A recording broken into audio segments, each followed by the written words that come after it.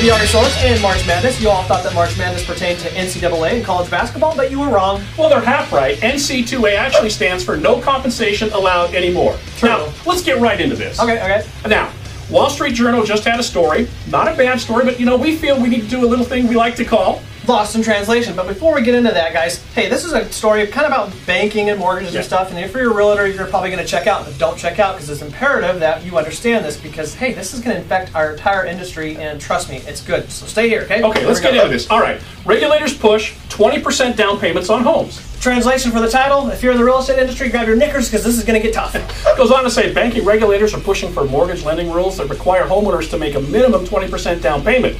Now, then the author quotes, according to people familiar with the matter.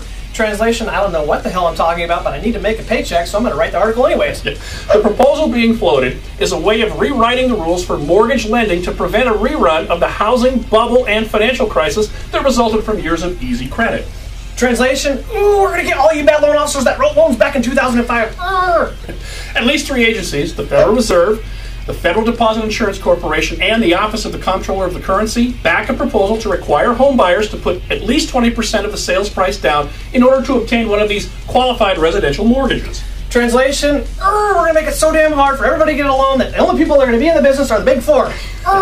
Now, mortgage finance giants Fannie Mae and Freddie Mac would also be exempt from the rule while they remain in conservatorship, according to these people. Final translation, basically if you're part of the government, you don't have to follow the rules, but if you're not part of the government, you have to follow the rules, and we're going to take all that bad debt out there from Fannie Mae and Freddie Mac, absorb it, bankrupt them, and sweep them underneath the rug.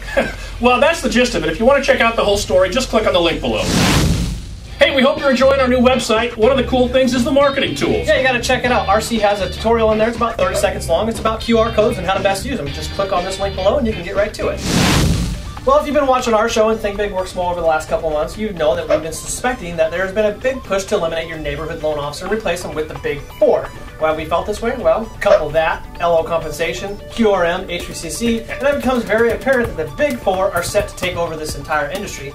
Well, if that wasn't apparent, now it is. Okay, look, we don't have to wonder anymore because economists at the New York Fed, Goldman Sachs, they just came out and they stated, and I quote, "We would like to replace the two biggest players, Fannie Mae and Freddie Mac, with two banking co-ops." Now, what does this look like? Well, it looks like Wells Fargo and Citi would take over Fannie Mae, while JP Morgan Chase and Bank of America would replace Freddie. Thought we were crazy? Not so. And to boot, the Mortgage Bankers Association has been quoted as saying they would also like to replace Fannie Mae and Freddie Mac with a very similar structure. Well, this is getting extremely interesting because we just learned that MBA, the Mortgage Bankers Association, is set to have a new frontman. Guess who it is? It's none other than FHA's own David Stevens.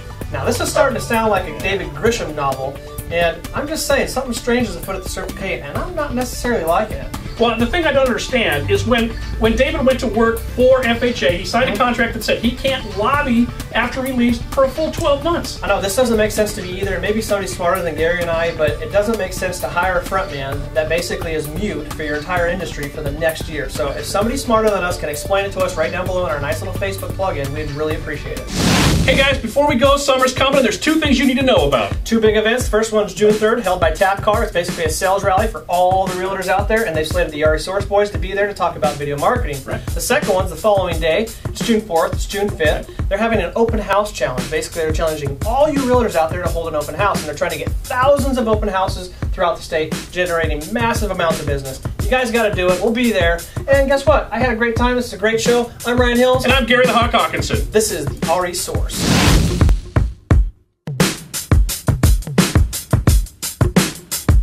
Translation, we're gonna get you all. Translation, we're gonna get you all you bad. Translation, we're gonna get you all. Translation, we're gonna get you.